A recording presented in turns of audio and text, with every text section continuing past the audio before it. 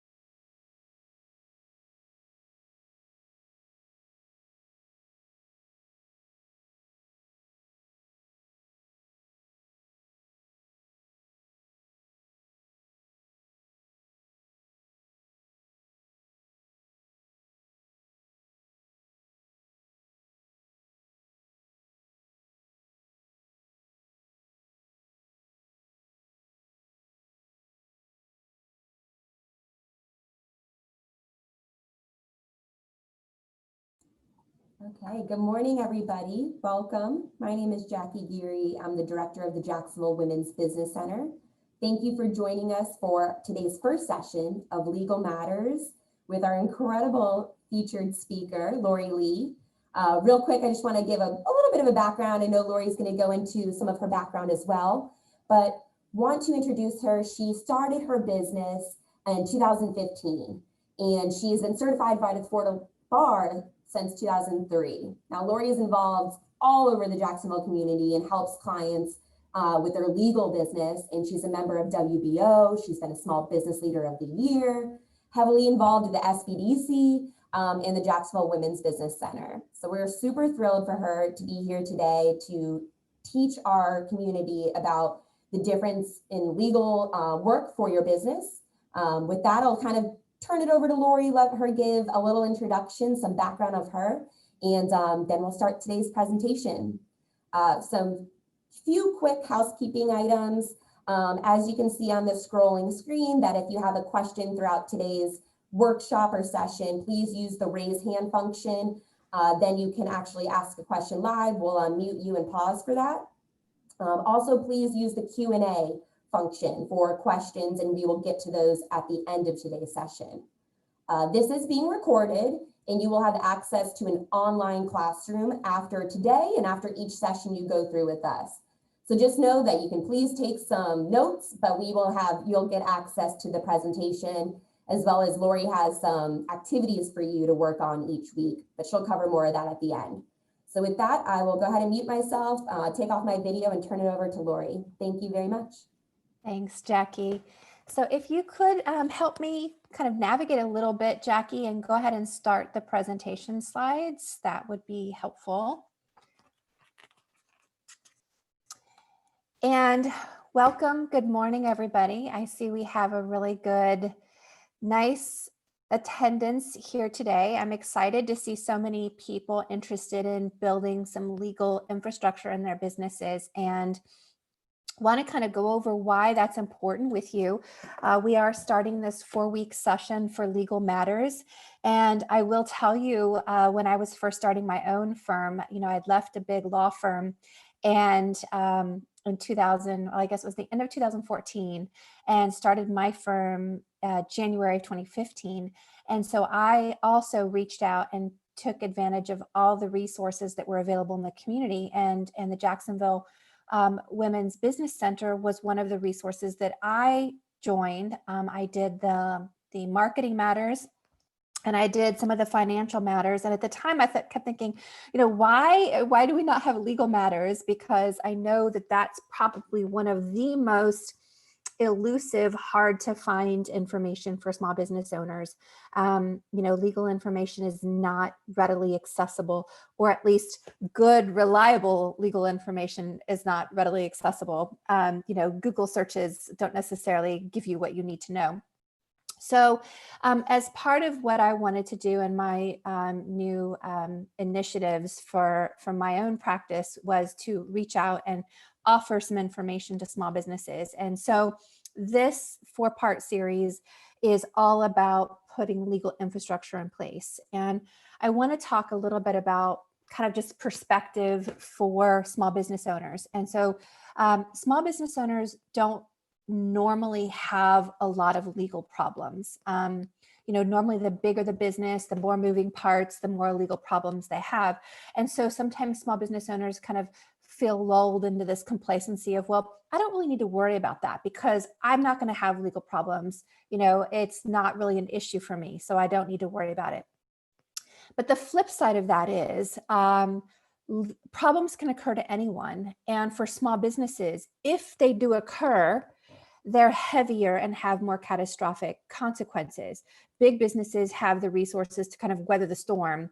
Small businesses don't necessarily have those resources and that strength to weather that storm if a problem were to occur.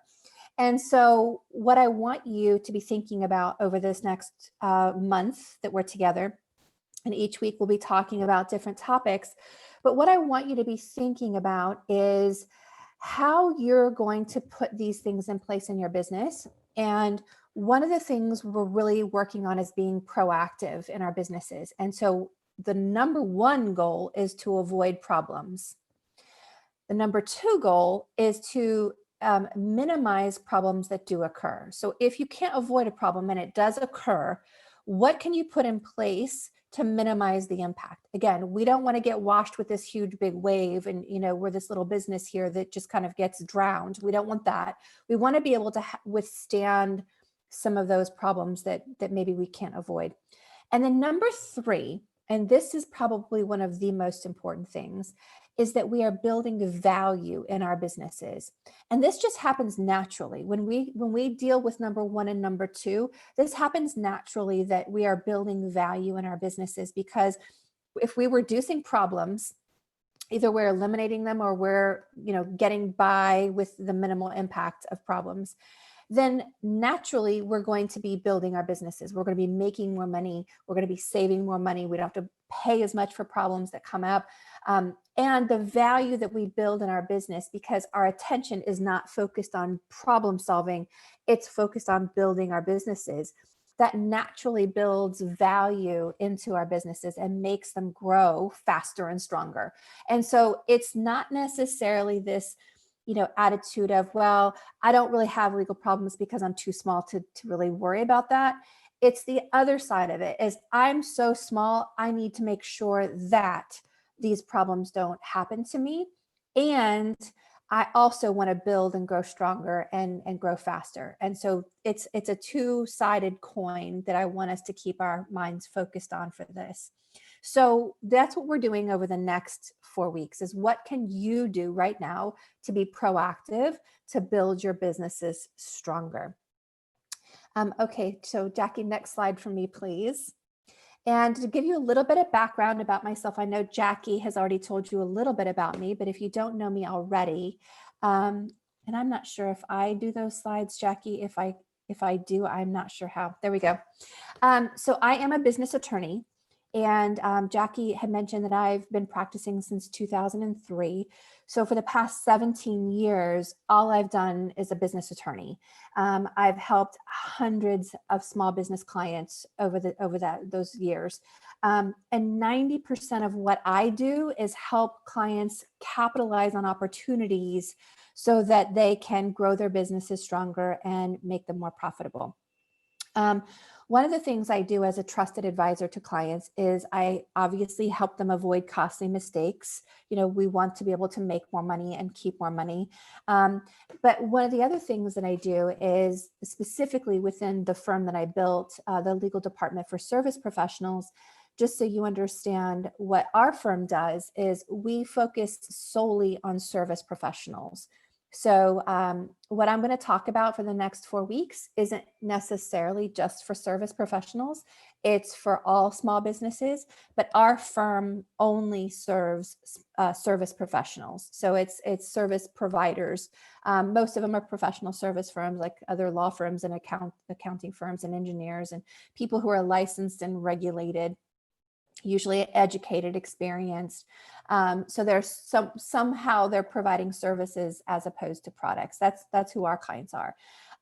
Every single one of them, we have a size limit. So we are completely focused on small businesses, which means that it's 20 employees or less. So if somebody comes to us with more than 20 employees, we're usually passing them on to some other firm that's set up in a different way. So we are set up just for small businesses. And so that's the perspective I'm coming from today, is less than 20 employees. Okay, so next slide. This is going to be a little bit about the different types of business owners. And I want you to think about yourself for a minute here, because this is important as to how you approach certain things in your business. It could be risk, it could be any type of action. And I call them the flyers and the grounders. So I see both kinds of business owners as an attorney, and both kinds come into my office and talk to me, but they come in at different times. So think to yourself, because this is a good test to kind of see where you sit. So the flyers I'll describe first. The flyers are the people who jump off the cliff and try to build their plane as they learn to fly. They are the ultimate risk takers, no net at the bottom. They just know they're going to figure it out as they go. And they're willing to take those risks and jump and get it going. Those kinds of people, when they start a small business, typically aren't running into an attorney's office right off the bat saying, what do I need to do to make sure I do it right? They're the ones who just jump, go, and then they'll say, I'll figure out what I need to do as I go along.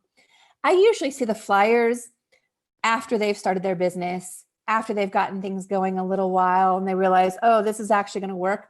Then they'll come back in and they'll say, okay, now what do I need to know to do it right? And then the grounders are the other kind. So the grounders are the ones who want to build from the ground up. They want to get to the sky by growing the tree. And so what they do is they start from the ground up and they want to do everything right to begin with. They are very smart about what risks they take. And so while they are risk takers, they are really educated, informed, deliberate risk takers.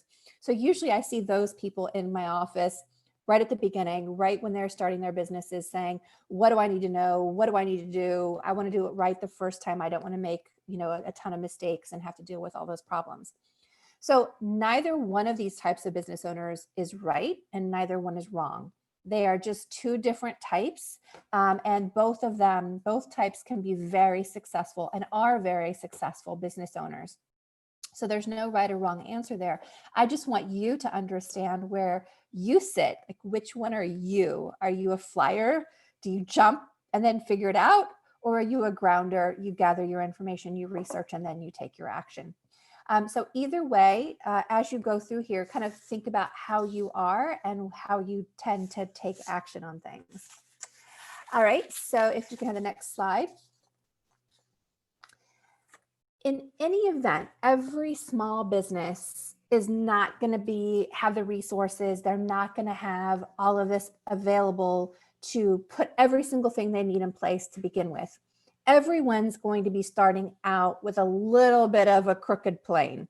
There might be some like a little ratchety, plane function going on here, and as you're trying to fly this business.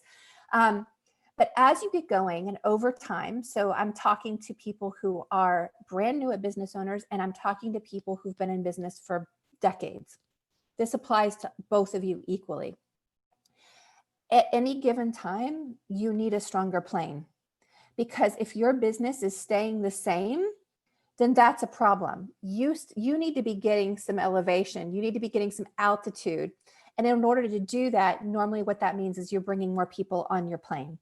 So you're bringing more workers on your plane, maybe more contractors or employees. You're bringing more clients on your plane, more customers. Your business is growing. The plane needs to be bigger and it needs to be stronger so that it can bear that weight. So the plane needs to be stronger. And that's what we're talking about today and for the next 4 weeks is building that stronger plane, is putting that infrastructure in place, putting that steel, that nice good metal around it so that you can build that stronger plane and it can continue to fly higher and higher. So how do we do that? Let's take a look at our next slide, which is our infrastructure map. So you'll get a copy of this as well in your handouts in your online classroom. But take a look at this for just a moment. We've developed this over time. And again, I know it says legal infrastructure for service business. Keep in mind, because that's what we do as our firm. But this is applicable to all businesses. And I'm going to go over how it's maybe slightly different for some product-based businesses. So if you're a business that produces products, retail, manufacturing products, I'm going to point out a couple of things for you as we go through this course. So at a glance, this is all of the areas. There's 7 small areas, but there's 4 large ones. So government regulations is at the top. External relations is to the left. Internal relationships is at the bottom. And then to the right is what we actually create. This is where it'll be a little bit different for product-based businesses. You will still have intellectual property, but you're also going to have some product-based regulations and things to consider there. So we'll get to that when we do. So today our class is on top, is the green one, government regulations. And then as we go through each class, we'll focus on one of the big 4. So external relationships will be one class, internal relationships will be one class, and then what you create will be one class. So for today, we're going to talk about government regulations. If we go ahead and flip to the next slide. So this blows it up a little bit. So we've got 2 subtopics within government regulations. And I know when people hear this, government regulations is like the eyes glaze over, you get kind of wide-eyed and a little scared because it's a lot. And I know it's a lot, and we're going to break it down today for you. And so we're going to break it down, first of all, in 2 different categories. The first category is called entity structure. Entity structure is the type of organization, the type of business you have. So I know you all have heard about corporations and LLCs and sole proprietors and partnerships. We're going to talk about that today. That's the entity structure part of government regulations, about what you have to do for your business to keep it healthy. The second topic is regulatory compliance. These are the rules that businesses have to follow, that governments put out. Maybe it's a federal government, state government, local government.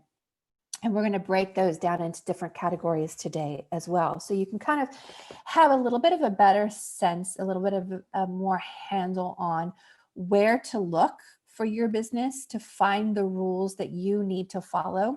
I know that is, from talking to businesses so many years now, I know that is a source of anxiety for people as to what rules don't I know I'm supposed to be following. And then if I get caught or if I violate them, what kind of fines, what kind of penalties am I going to have if I'm not following these rules, which I didn't even know that they were there to begin with.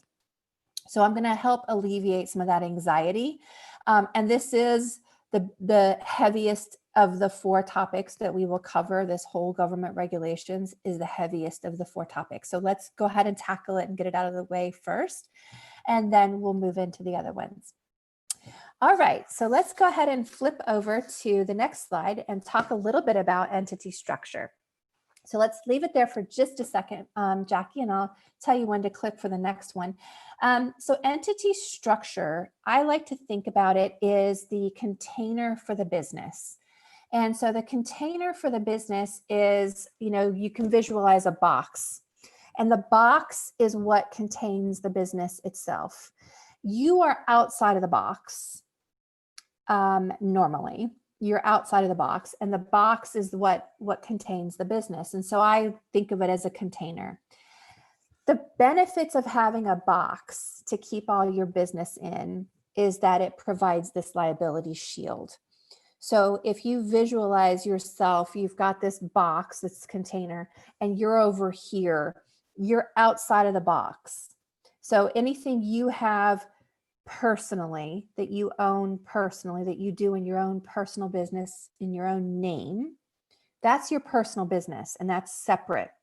The box is the business. And so if it's in the business, it has to be in the box. So bear with me for a little bit because I'm going to use a lot of visuals. So if you've got this box as a container over here, what kind of box is it? And we're going to go into the different types of boxes, and, you know, different colors of boxes. If you want to call them blues or reds or whatever, that's fine. So what we'll talk about, though, is why it's important to have the box to begin with, instead of just having everything over here under your own personal business, which some people do. So if you're a sole proprietor, you don't have a box. So it's just you on this side, you're over here as an individual, and it's all mixed in. All your personal belongings, all of your personal business is all mixed in with your business. So that's a sole proprietor. And that's why people sometimes say that a sole proprietor is the most risky. And it is the most risky because if something goes wrong in the business, everything that you have is at risk. Okay, so think about this for a second. If people are constantly risking everything they own, most of us would not go into business because we want to make sure that we don't end up, you know, on the street. And we want to make sure, actually, Jackie, if you can go back, I'm not sure if it's just running on its own. If you could go back, yep, right there. So if you can just hold it there for me, thanks. So one of the things that we talk about is a sole proprietor is that, you know, you might not want to risk everything. And depending on your business, maybe it's not that risky. Maybe it's just, you know, very low key. Maybe you're not really producing anything. You know, if you produce a product, if you make a product, you're instantly in the high risk category. Service providers typically are in the high risk category because we rely on human beings to provide the services, and human beings can be faulty. We can make mistakes. Depending on the service, it could actually add more risk. So if you're going into people's homes, that's a higher risk business. If you're dealing with children, that's a higher risk business. If you're dealing with health issues, health related, that's a higher risk business. So depending on where you fall in that level of risk, you know, if you're way down here at the bottom, you might be okay being a sole proprietor. But as you start moving up that risk level, you're going to want to consider separating your personal stuff from the business stuff. So that way, if something goes wrong in the business, your personal stuff is protected. You can carry on. You're not going to be wiped out. But the business, how do you define that? What's the difference, and how do you kind of make the personal over here and then the business over here? Well, that's what I'm talking about with the container. So if it's the box and everything that's in the business you put in the box, that box has a border around it, and that is the liability shield. So that's what we call the liability shield. That border needs to be nice and strong, no openings in it. Everything needs, you know, everything needs to connect so that there's no holes for that liability to escape and come to you personally. So one of the things that we talk about is, how do we get that liability shield in place? And then how do we keep it strong? One of the ways we get it in place is we just create the box. Just by creating the box, we put it in place. And by creating the box, I mean forming a corporation or forming an LLC. That creates the box. But that's not the only thing you have to do. As we're going to talk about, you need to be able to show separation. So the box needs to be over here and you need to be over here. So that means you can't mix and match sides. Everything has to be separate for that liability shield to be in there. Okay, so that's the bigger concept of what we're talking about today, is that entity structure, that container. I'm not going to be talking anymore about sole proprietors, because that's it's an easy thing to say. It's all risk is on you. There's not a whole lot of stuff you need to do with it. You need to file your taxes, but that's about it. Partnerships, I will just make a real quick comment about partnerships. Partnership is the same as sole proprietor, except you have two people. Okay, that's what partnerships are. It's really, really complicated. It's on the opposite spectrum of a sole proprietor, as far as this sole proprietor is simple, partnership is the other side of complicated. It's complicated, complicated, complicated. But the partnership is still personal liability. Okay, so you still have everything bundled together when you have a partnership. So over here is the box, over here are the partnership and the sole proprietor. So because we don't typically do this very often, that we don't typically have sole proprietors or partnerships that are operating, successful growing businesses. Normally you have that over here on this side. That's what we're going to be talking about today, is the containers. Okay, now I'm ready for the next slide, Jackie. Okay, and before I go into the containers, I want to be very clear how this works.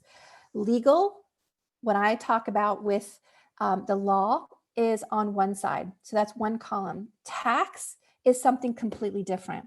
That's the IRS. They live in a whole different world. They have a whole different set of rules that applies to them. So I'm going to go over both sets today so that you can kind of see the difference. So on legal side, if you want to go ahead and click, Jackie, legal side, this is what we have. We have a box called the corporation. We have a limited liability company, LLC. We have the partnership, and we have the sole proprietor, which is what we've just talked about. So those are the four types of businesses you can have on the legal side. Those are the only four options you've got: corporation, LLC, partnership, or sole proprietor. There's no other choice. Okay, so if you default and you just open a business without doing anything, you're defaulting either to a sole proprietor or a partnership. On the tax side, we have a different set of choices.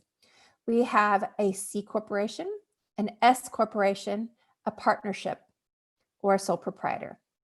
So you can see the differences here. On the tax side, we don't have LLC. And the reason for this is that LLCs are fairly new in the law. They are not as uniform across the board. So states, each state, all 50 of them, have their own sets of rules. They have their own set of rules for corporations, their own set of rules for LLCs. So Florida's corporation statute is different than Georgia's, is different than South Carolina's, is different than, as you go up, all of them are different. LLC statutes are different as well. So every state has their own set of rules. Corporations have been around so long that each state has pretty uniform corporation rules. I mean, there's a slight difference state to state. And you hear a lot about Delaware rules, and that's a little bit of a different, but for the most part, corporations are pretty uniform across all 50 states. That is not the case for LLCs. LLCs are fairly new, so we don't have a whole lot of uniformity with LLCs. And so the IRS says, you know what, I'm not even going to look at 50 different kinds of LLCs. I'm not going to bother trying to figure out how this LLC is set up in Wyoming and how this LLC is set up in South Dakota. I'm not going to deal with it. If you're an LLC, you've got to choose which form I already recognize. And here's what I recognize as the IRS. I recognize C corporations, I recognize S corporations, I recognize partnerships, and I recognize sole proprietors. So as an LLC, you can choose any one of those four. And so that's the only difference when you have legal versus tax. Now for corporations only have two choices. They can choose to be taxed as a C or they can choose to be taxed as an S. Okay, partnerships can only be taxed as a partnership. Sole proprietors can only be taxed as a sole proprietor. The LLC is the only one that has choices. Okay, or a lot of choices. And as far as corporations go, I'm sure you've heard and you've read if you've done some research, is that most small businesses choose to be taxed as an S corporation. Instead of a C corporation. And the reason for that is that the corporation itself doesn't actually pay taxes. It files a tax return, but S corporations don't pay taxes at the corporate level. All of the profit flows through down to the individual owners, and we pay it on our own personal tax returns. So it's taxed only on one level instead of at the corporate level and at the owner level, which is the C corp. So I don't want to get too deep into taxation because I know we've got some financial matters that covers some of those classes. My point in telling you this is that legal lives in a different world than tax. All right, so if we want to go ahead into the next slide, let's go ahead and dive into corporations and LLCs. If you want to go ahead and click on those. So we've got two different kinds of containers we're going to go into a little bit more today. We've got the corporation and we've got the LLC. I will tell you that both of them form a box. So both of them have that liability shield. As long as you put the business stuff in the box, you're still separate. Both of them do that. I will say a caveat on one item. Normally, for single owners businesses, normally, business attorneys, we don't form LLCs for them because that box is not as strong as it is for corporations. There's a loophole, there's a little door that opens that's complicated to explain, but it's if anyone's concerned about that, maybe I can do a side workshop and we can talk about that. But normally those of us who practice business law and are real well acquainted with business rules, we don't form LLCs with just one owner. I know tax accountants do this all the time because they don't know the legal side. Remember, they're only in the tax side of things. So they see the tax side and they say, okay, no problem. You can have an LLC with one owner. But on the legal side, we are very, very wary of that. And typically we don't form those unless it's certain circumstances that we know that those other protections are there. So with that caveat, they both form a box, and that creates the liability shield. But we call things differently with each type of box. So if you go ahead and click for me, Jackie. So for corporations, these are the terms. Okay, there you go. So for corporations, this is the terms that we use, the terminology. Shareholders are owners. So that's what we call owners. They're shareholders. Board of directors, every single corporation has one. It doesn't mean it's super fancy. It's not like you hear in the movies about the big board of directors meetings. Normally, small companies that are corporations don't actually have physical board of directors meetings. They have very informal meetings, and sometimes it's just one person. So my firm is a corporation. I'm taxed as an S corporation. It is one shareholder, that's me. It is one person on the board of directors, that's me. It has one officer as president, that's me. I do have more employees than me. So those different levels are all throughout every single corporation. So the board of directors, the purpose of it is to make high-level decisions. So it's not boots on the ground, everyday operational type decisions. It's more of big ticket items, guidance and direction of the company. So some small companies like to have more than themselves on the board of directors because they might want to have advisors on there. But the caveat with that is that the board of directors does vote. So whoever is on the board of directors has authority. They can make decisions. It's not just advisory. They actually vote and make decisions for the company. The officers serve under the board of directors. So the officers can be appointed. Some people like the traditional president, vice president, secretary, treasurer. Some people like the C-suites, CEO, COO, CTO, CIO, all of those COO, all of those can be officers. It depends on your bylaws and how you set it up, but they are all acceptable. And it is acceptable if you just have one officer. You don't need to have more than one. You can just have one, like I do. And then, of course, employees are the people who are performing the functions on a day-to-day basis. Normally, as the owner of the company, you will be in all 4 levels. Okay, so like I'm in all 4 levels, but I wear hats, and you would wear a different hat at each level. All right, for the LLC, it's the same type of structure, but we call it different things. So members are what we call the owners. And I know that sounds weird to call an owner a member, but that's the terminology for LLCs, is the owner is called a member. And the managers, if you have any, and we'll talk about that next, but if you have some, not all LLCs to have managers, it would be the equivalent of a board of director level. So it's the big ticket items. It's the things that the LLC does. Officers, an LLC does not have to have officers. Corporations, you have to have those things. LLCs, you do not. Really, you only need to have members, and that's it. So you could have managers or not. You could have officers or not. You could have employees or not, depending on how your tax and all that is set up. So the LLC, I like to think of the LLC as an open box. So when we talk about our box, the LLC is created as a box that has nothing in it. It's completely blank on the inside. You have to create the structure on the inside for the LLC. A corporation, the box is created with a grid already in it. The grid comes in, it's all nice and even. Each of the grid is all mapped out. It's a plug and play. So the corporation is just a plug and play. You just put people in as the shareholders, you put people in as the board of directors, as the officers, as the employees, and then that's it.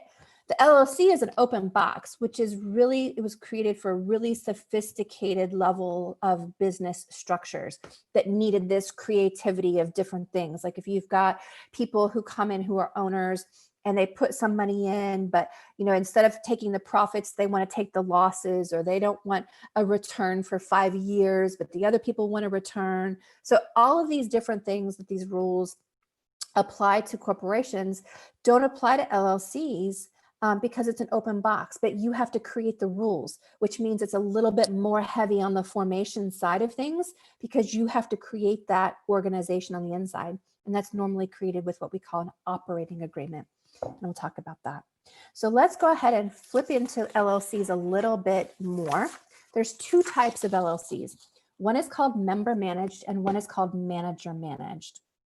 So member managed, if you go ahead and click for me, Jackie, is all the owners directly manage the business and operations of the company. That's all the owners have equal management, or they manage in proportion to their ownership. So it's 50-50, then the owners manage 50-50. If the ownership is 30-70, then the owners manage 30-70. The manager managed is different because the manager managed appoints people as the manager, the quote unquote manager. Only the manager runs the business. So how is that different? That means that you can be an owner and you're not a manager, then you don't run the business. You basically own it, but you don't run it. You don't get decision making. You're not involved in the day-to-day. You just as a part owner. And so that's what a manager managed company does. It allows owners to not be involved in the day-to-day. So maybe if you have people that you want to, I've got many clients who are manager managed LLCs because they might have 5 owners, but only 2 of them are involved on the day-to-day, and those 2 have decision making. These 2 report to everybody, so they're all informed, but these are the ones who make the decisions. That's a manager managed company. If I have clients that are looking for investors or things like that, which typically we don't have a whole lot of that on the professional service side, because as professional service providers, we can't have investors, but sometimes we do for some of our technology companies, and that fits very well. The member managed side is one of those that is the default, basically. So when you sign up on SunBiz and you file your formation documents, that's what's going to determine which you are. If you file for an LLC and you put AMB is authorized member, then, or AMBR, I think is what they have it now. AMBR is authorized member. That means you are member managed. If you have MGR as your title on SunBiz, that means you are manager managed. And I say this because a lot of people only think they need to go on SunBiz and file that initial articles and fill out that form and pay the fee, and then that's all they need to do. And they don't have any other documentation. So sometimes that's the easiest place to look if you don't have any other documentation, which we're going to go over. Okay, so if you'll go ahead and AMBR, authorized member manager, got it. Okay, so audit sheet. What we're going to do is, as part of your homework, you're going to do an audit on your container. And I have an audit sheet for LLCs, and I have an audit sheet for corporations, and you'll get that in the classroom. All right, if we can go ahead and click 1 through 5 for me, Jackie, we'll go through these pretty quickly and we'll talk a little bit about it. So on the audit sheet, when you get it, and at the end of this workshop, I'm going to pull them up and I'm going to show you how to fill them out. But it'll have your basic entity formation information. It'll have a formation checklist about what you needed to have done when you formed the company. Maybe you didn't get everything formed, who the ownership are, who your directors are, and your officers are. Again, there'll be different ones for corporations and LLCs.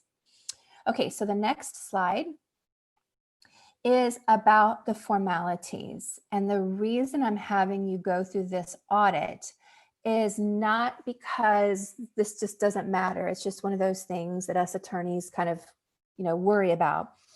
It actually matters to you, because if you did not do the right steps when you set up your container, then your box isn't connected. Either it doesn't have a nice wall around it, or there's gaps in it. And that personal liability that's in the business can come out and get you over here. So the only way the law says you can be protected personally is if you keep this container healthy and you do it right. If you don't do it right, then it's not going to be there for you. So you actually have to take steps to do what you need to do to keep that box in place. Otherwise, there's no point even having the box. You should just operate as a sole proprietor, because you've got all these holes in the box anyway, right? So if you're going to do it right and make sure you get these things done. So this is one of the reasons why sometimes finding legal information for small businesses is hard.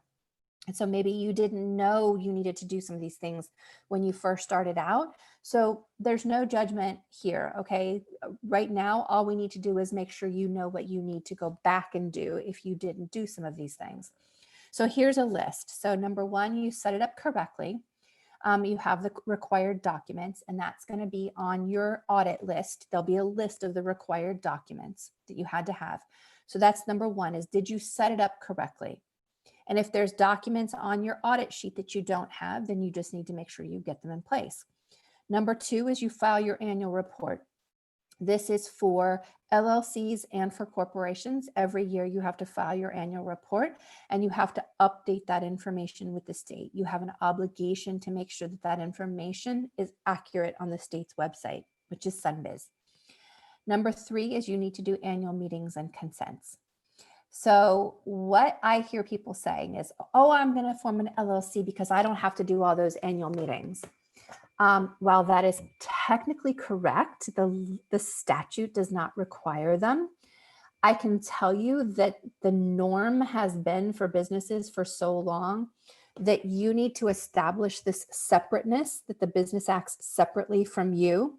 And the way you decide, where you distinguish what you do for you and what you do for the business is by putting those actions written down into an annual meetings or annual consents. So if you have that list, it shows the judge or anybody asking, this was a business action. This was in the box because it was in this list. It was in this written consent. It was in this annual meeting minutes. It was in the box. Therefore, it's within the liability shield and I'm protected from it. So that's important to do. Even if you're an LLC, it's good business practice and it helps with that. Your bank account, again, you have a separate bank account for you and you have a separate bank account for your business. And the commingling of funds means that you don't mix and match. Your personal income comes into your personal bank account and your personal expenses goes out of your personal bank account. Your business income comes into your business account and your business expenses come out of your business account. What I see too many times happening is that people say, oh, it's all my money anyway. I don't have any money over here in my personal account right now, and I don't want to have to transfer it over here and then spend it here. I'm just going to go to the grocery store and use my debit card over here on my business account. No, that is a big, big no. You do not commingle your funds. You must transfer from the business to here, and then you spend it out of your personal account. You cannot commingle your funds because the law sees the business as a separate person from you. That's the separateness. It is not all your money. It is only your money when it comes into your personal bank account. That's when you can spend it on personal items. You cannot spend it on personal items when it's in your business bank account. You can pay yourself, and that's how that works. And then your use of titles. So this is one more thing that I can give you a tip for. Anytime you sign on behalf of your company, you use your title. And you use the highest title that you have. So for me, I am president. That is the highest officer title. So I use president. When I sign on behalf of my company, it's my name, comma, president. And that's what you need to be doing on everything that you sign. If people often ask me this, if it's already in the signature block and it already has your title typed in, you don't have to write it again. But the title has to be somewhere where you sign. Okay, and that protects you. That says, I'm Laurie Lee acting on behalf of my business. I'm not Laurie Lee acting on behalf of myself personally. So the title says you're here. If you without the title, you're here. Okay, and one other thing that came to mind as I was saying that, and I want to make sure I include this because it's important. If you have a DBA, if you do business as a DBA, then you never, ever, ever just use your DBA on an official contract. If you just use your DBA on an official contract, you get personal liability, and that's a rule. Let me say that again. If you just use your DBA on a contract, it's personal liability. You have to use the official name of your business on an official contract. So if you want to use your corporation name, so if you want to say LMPT Enterprises, Inc., that's the official name of your business, but you want to say DBA, the legal department. So, because that's what people know you as, the legal department. You would have to use both names. Corporate name, DBA, and then your business name. You cannot just use the DBA on a contract. That gives you personal liability. Okay, I know I need to speed it up because I'm going over a lot of things, but I know you have the recording on this. And then the next slide will tell you that you have an audit sheet. And because I don't want to stop our screen sharing right now, I'm going to wait until the end to show you what that looks like, and I'll show you them both at the same time. So your audit sheet is what you're going to do between now and the next week when we meet. I'd like for you to have these filled out. And then if you have questions on them, you can bring them with you to the next meeting.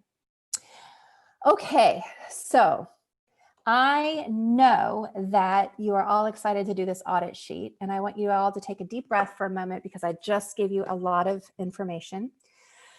So deep breath, and we're going to dive into our second topic, for government regulations. Hey, Lori, before Yes, we ma'am. dive into the second topic, I saw a question come in from Angela. Okay. It says, is it okay to sign as a sole member, business name LLC? Sole member, comma, business name LLC. No.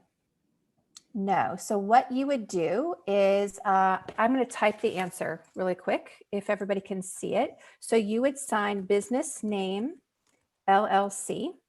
That's going to be the first, and then underneath it would be your name, comma, title. And that's what it's going to look like.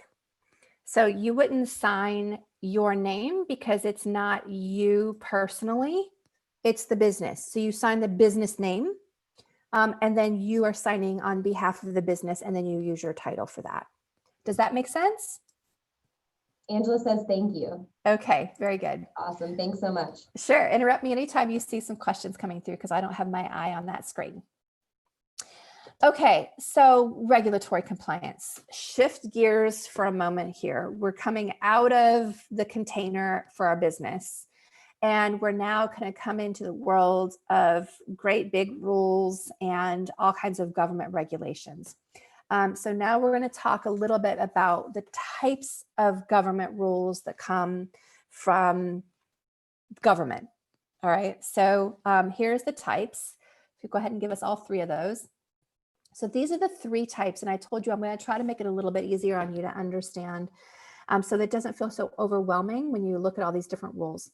So the first type is professional regulation, and this means the type of profession you are. So as an attorney, I have certain rules. All attorneys, we have rules we have to follow. Accountants have rules they have to follow. Engineers have rules they have to follow.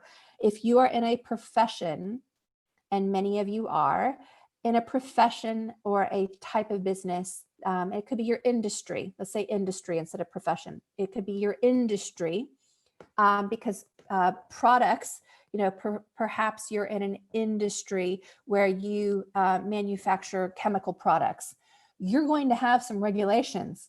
If you are in an industry where you deal with hazardous materials, oil changes for cars, you're going to be regulated.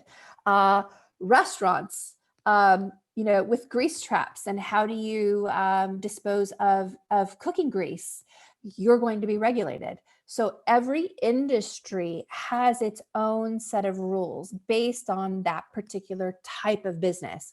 So your industry regulation is one level. Location is another level. So where your business is located will give you rules. So if you are in Jacksonville, you will have Jacksonville specific rules.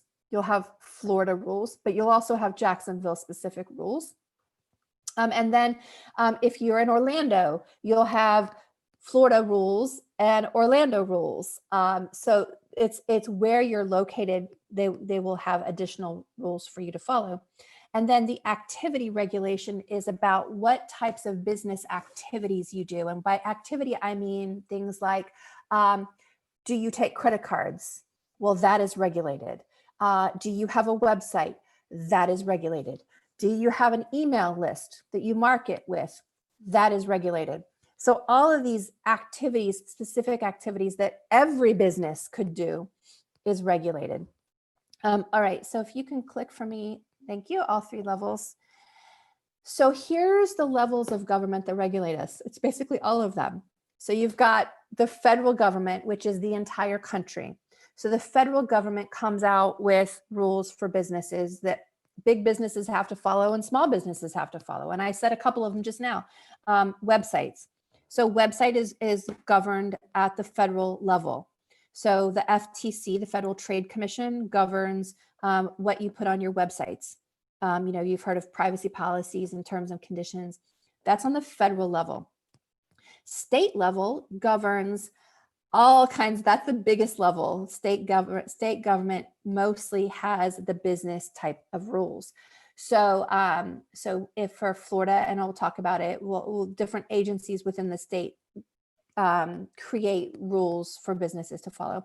And then your local government. So that could be for Jacksonville, we've got a consolidated government. So our county and our city are combined. So the city of Jacksonville has rules for businesses. If you are in Clay County has rules, but the city of Orange Park, if you're within those jurisdictions, they have their own rules too.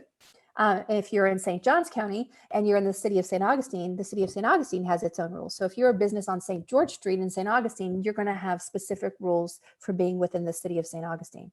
So your local governments always have rules for businesses too. Okay, so next topic, next slide. I'm going to show you really quick, and this is going to be on a handout that I'm going to give you. I'm going to give you a set of resources to use because I want to show you where you can access some of this information. Obviously, I cannot go through every single rule that exists in the entire world for you to know about. But what I'm going to do is I'm going to show you where you find these rules. And I have a handout that has all these websites on it. So right now, I just want to introduce you to these agencies and show you where you can find them. Okay, so if you can go ahead and click on all three of those. So DBPR, of course, we're in alphabet letter soup. DBPR is the Department of Business Professional Regulation, or Division of Business Professional Regulation. So this is DBPR regulates a lot of businesses. And if you go to their website, which I've got there and I'll have it on your resource, it will show you the types of businesses that it regulates. And then it has a really good website for figuring out what those rules are. And you can kind of dig deeper and deeper and deeper if it looks like DBPR is the agency that regulates you. DAX. Department of Agriculture and Consumer Services. So Department of Agriculture and Consumer Services doesn't sound like it would regulate businesses, but it does. It regulates a lot of businesses. You would be surprised. I don't know how it got this way, but DAX actually regulates a lot more businesses, I think, than DBPR does. So if you go to DAX website, it will show you all the different types of businesses that it regulates. And not only does it regulate, DAX regulates some for-profit business, it also regulates nonprofits too, just as a sidebar. And then FDOH is the Florida Department of Health. And this regulates, gosh, you would think it would regulate just like medicine and healthcare industries. It regulates a whole lot more than that. It regulates hazardous substances and disposal of substances, things that could affect public health. It also regulates. So those three are good ones for Florida level, as a state level of where to find your regulations. I would say that a couple of tips here when you start digging. I would recommend that you go to all three websites and just take a look at which businesses they regulate and get an idea, because you might be an overlap. You might have one part of your business be in DBPR and one part of your business in DAX. And so you just want to make sure you're aware of what's out there. And I will tell you, and I'm the first to admit, the law doesn't always make sense. Okay, it's not always intuitive. You don't always think, oh, well, that's common sense. If that's going to be in DBPR, then it's not going to be in DAX. Don't make that assumption, okay? Because the law has developed over so many years that now when you look at it, it might have made sense back then, but right now it might not make any sense. So just don't make assumptions when you're starting to do your research on this. Take a look at all of them and make sure that you understand where they go, and then start digging deeper and reading the resources on these websites, because they really are quite good. And the state spends a lot of time and money making sure that that information is on there. Okay, next slide. And that tells us the city or the county level, the local. So what help can I give you here? While it might depend on where you're located in Florida. So we have clients all over the state. So that means that we're poking around in different counties and different cities and figuring out what some of the local regulations are. I'm making an assumption that most of the people on this workshop are Jacksonville based, or at least North Florida based. So we're going to talk a little bit about what that looks like. No matter where you are in the state, you could have what's called a business tax receipt. This is something that is overlooked quite often by businesses, but the state of Florida says to every single county and city, they say, look, if you want to tax businesses within your jurisdiction, you can if you want to. Some of them do, some of them don't. Sometimes when they don't, then you don't have to pay it. And the ones that do, you have to pay it. And it just depends on where you are. So for Duval County, Jacksonville, they do have a business tax receipt. You do have to pay it every year. And if you are in business and you haven't paid it, then you need to fix that. And there's the website for that. So you would go, the first time you pay it is in person, and then thereafter it's online or by mail. The other thing you have to realize is if you have a physical location, and some of us no longer have physical locations, but if you do have a physical location, you have to take a look at the requirements for a certificate of use. And whether or not you have a certificate of use, you would have to look at those regulations and see if you need one. And if you have a home-based business, it doesn't mean you can ignore it. There are home-based rules that you have to follow as well to make sure that if you are operating a business out of your home with your home address, then you need to make sure that you follow those home businesses regulations too. And then of course, the city of Jacksonville. And this is the website that I'm giving you that you can just go straight to the businesses that have regulations. Some of them make news. So let's think about tattoo parlors. Lots and lots of local regulations as well as state regulations. Let's see some of the other ones, dry cleaning. I mean, you know, you look around in the city of Jacksonville, you will be shocked at how many types of businesses that the city regulates. And then once you start seeing what they're doing, you start realizing why they're doing it. And so it could be anything from zoning, like where you can put your business, to who you can be next to, or other types of businesses. So for example, you know, you can't open a bar next to a school. It also regulates your parking. You know, how do you, the ingress and egress, how do you get down? Is this going to cause a traffic issue? Is there enough parking available for your business? So it also regulates safety. So do you have firewalls? Are there fire escapes? Do you have sprinklers in your business? I mean, all this stuff comes into play on the local level. And so this is where you start digging around to see, am I a kind of business that needs to have this regulation? And understand where it goes. Okay, the next one. This is activity regulation. Most of the activity regulation happens at the federal level. So by activity regulation, I mean like things that every business does, not industry specific. So industry specific, we talked about, was really at the state level. It regulates industry. Local regulations is kind of a mix of both.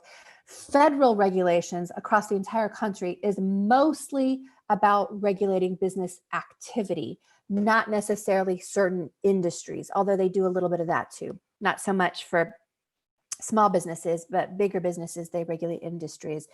But most of the time for us on the federal level, that means across the country, we really need to be aware of what kind of activity regulations there are.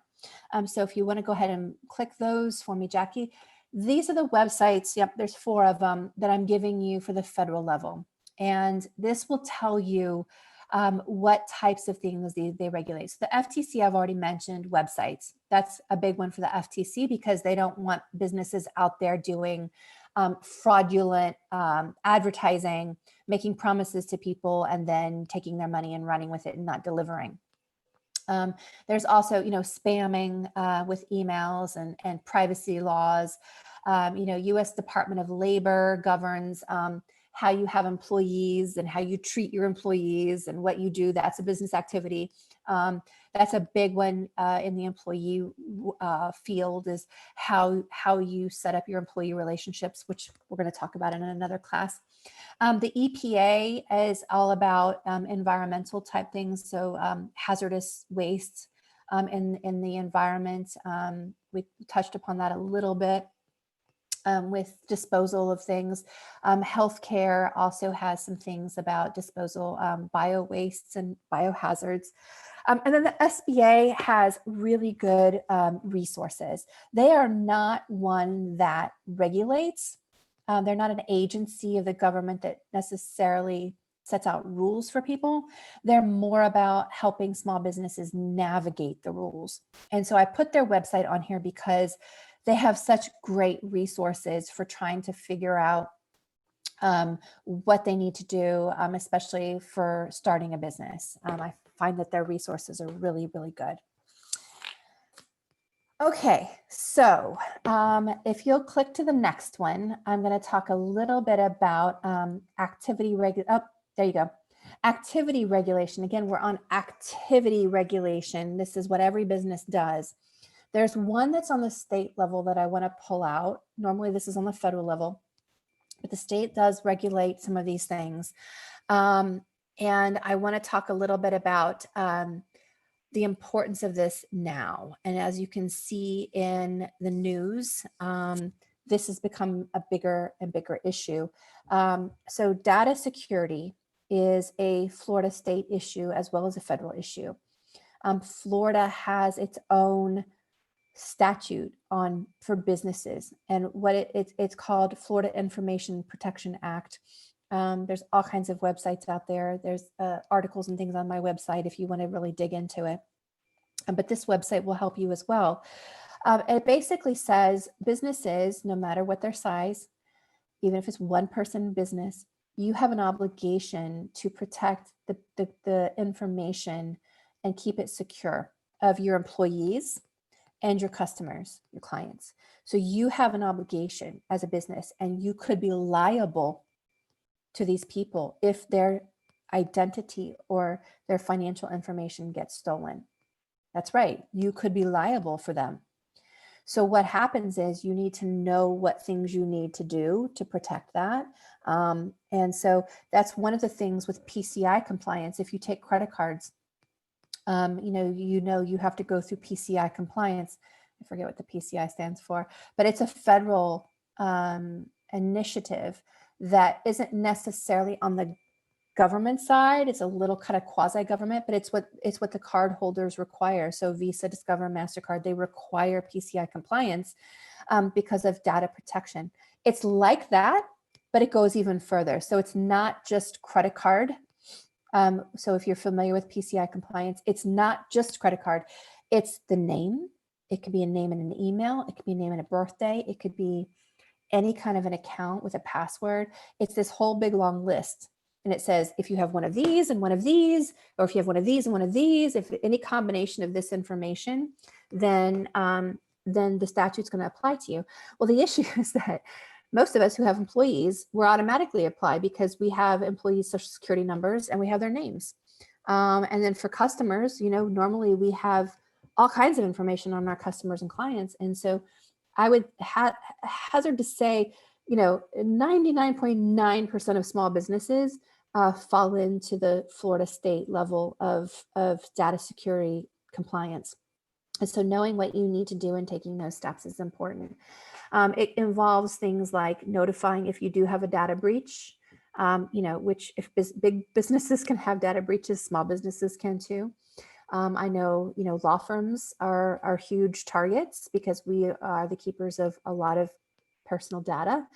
And so, we're under terrible scrutiny to follow these steps. And so a lot of professions are accountants as well.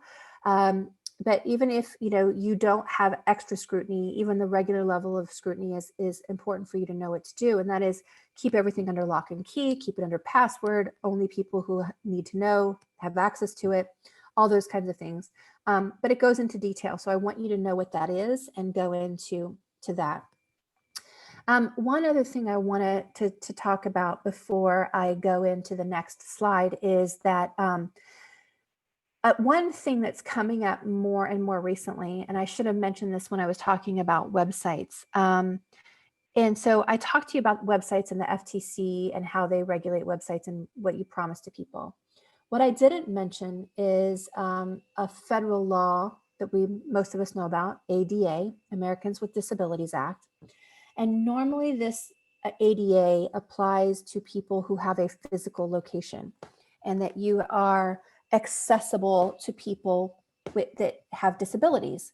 So that's why we have handicap parking spaces. We have requirements for how wide doors have to be so that wheelchairs can come in, how wide aisles have to be so that wheelchairs can go down, whether it's steps and non-skid and bathroom and, in the bathroom. So you have the handles, the particular type of door handles and all the different railings. So and are familiar with ADA rules. If you have a physical location, do not ignore those rules. I have so many clients, it's like a cycle. Every few years, they start getting these letters from attorneys, getting ready to sue them because they're not ADA compliant in their business, in their physical business. But now ADA is applicable to websites. And so now websites have to be accessible to Americans with disabilities. And so what does that mean? And what that means, boiling it down, is for people who have they can't see very well, they have equipment that will read websites to them. So for photographs and things like that, they have to be accessible for those kinds of machines to be able to do that. And then for people who are hard of hearing, for videos and things like that, to have transcripts so that they can access audio and visual in multiple mediums. And so that is important for most small businesses to know, because that is coming. And they're easy steps to do. They're very cost effective to do. So courts are upholding these requirements because it's not like it's a huge cost to go and make these changes to websites. And it also, as a side benefit, increases SEO. So I'm told from our marketing agency clients that it's a good thing to do for SEO and other types of online marketing. So I just want to throw that out there as one of the latest things that's coming across. Okay, so if we can go ahead and go to the next screen. I am right on time to finish my slides, and I want to show you what these audit sheets look like. And I'm going to show you both sets of audit sheets. And then I'm going to take some Q&A because I know I went through a lot of information. So if you have any questions about this, go ahead and be putting it into the Q&A. I don't know if you can see it. If you hover over your screen at the bottom, the little bar pops up and it says Q&A. You can click on the Q&A and type in your question, and I'm happy to answer them now. Okay, so Jackie, I'm going to go ahead and share my screen. I don't know what that's going to do to the presentation, so we'll experiment, okay? Perfect.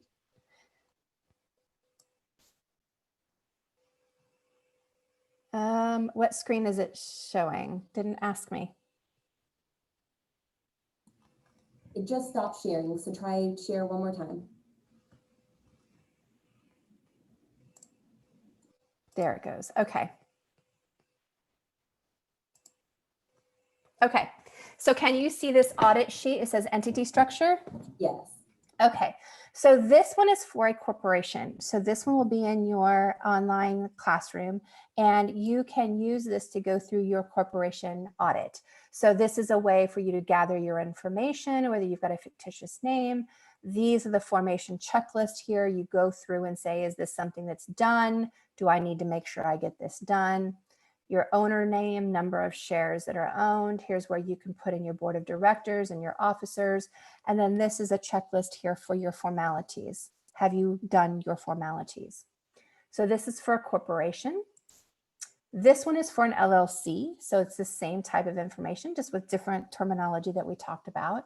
So you've got all of this information, your formation checklist, your member, which is your owner names, and your interest owned, whether you have managers and officers, and then your formalities. Okay, so I'd like for you to fill out one of those for your homework next week. And then you're also going to get this as an additional resource. This is the list of things that we talked about for websites. And I want to make sure that you have that available so you didn't have to quickly write that down. as I was going. And then I want to show you one more. Let me pull that up really quick. I thought I had it open. This one is going to be for your regulatory compliance. And so this will have your state professional regulation, whether you have any types of licensing. And this is important because sometimes when you go back and look at this, you realize that you need to make some changes or update your license, whether it's the name of your name or whether it's your business name on the license. You need to make sure you take an actual physical look at that. Don't guess on this. This is the time to kind of go back and make sure these things are taken care of. Whether it's renewed, if it expired, you might want to make a note on your calendar, whether your renewals are for that. So that's in the state level. The county or city level, local regulation, do you have your business tax receipt? Who is it issued to and have you renewed it? Your certificate of use, maybe you have a sign permit. And again, I'm leaving blanks here because you're going to fill in the things that apply to your business. So it could be things that, are just specific to your kind of business.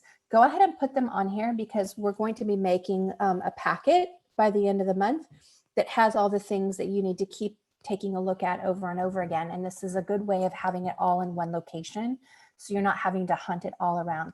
So really take the time to fill this out. Don't just, whip through this. Make this a kind of a research project for you. And then down here, this is activity regulation. Do you accept credit cards? And I have action item here because what I'd like for you to do is I'd like for you to check this if it's something you need to follow up on. So if it's something like, oh, I do accept credit cards, maybe I do need to look up the rules on that. I'm not exactly sure. Or maybe I'm not exactly sure what the website rules are and the advertising rules, or I didn't know that there was a Florida, data security, or, whatever it is that you do here.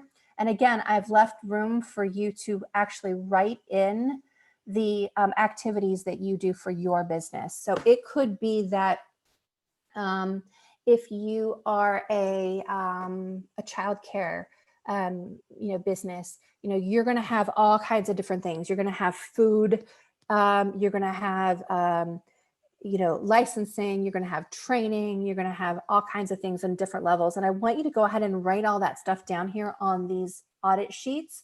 And it's a really good way for you to kind of keep everything in one spot. So after you've taken a look at those websites that I've given you, then you're going to do this audit sheet. Okay, so look at the websites first, use this resource list first, go through this, and then you're going to do the audit for the regulatory compliance.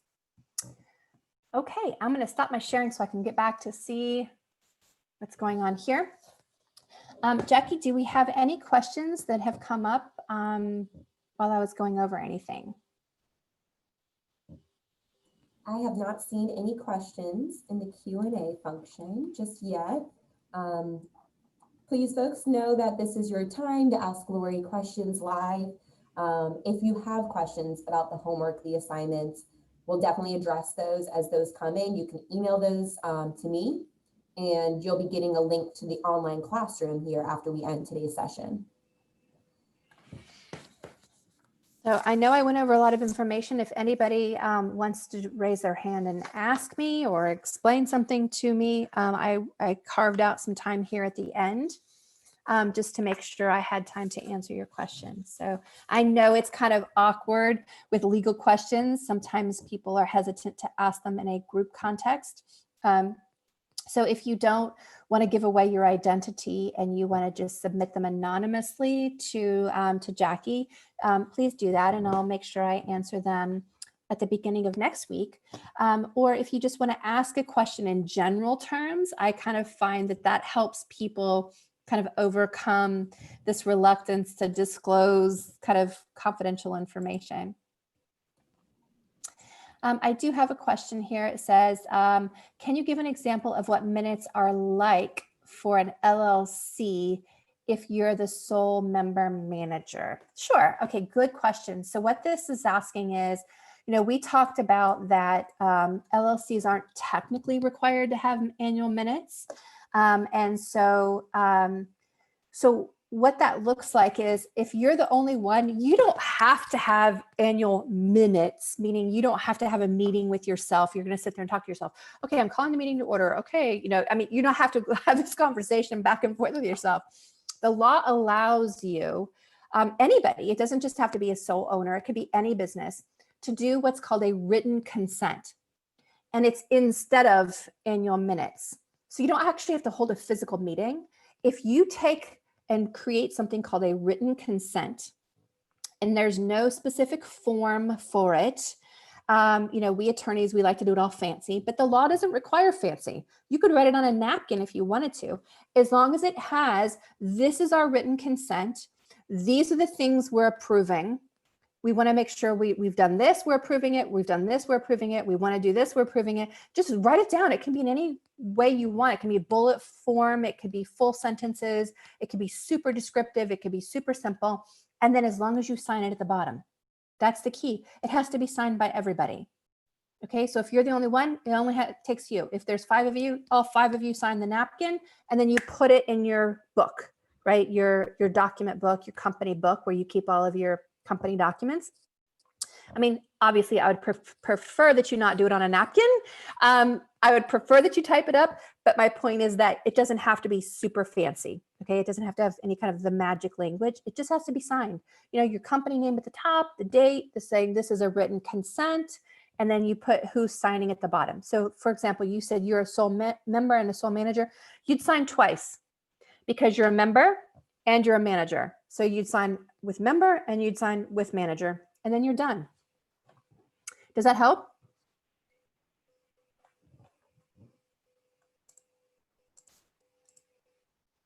Okay.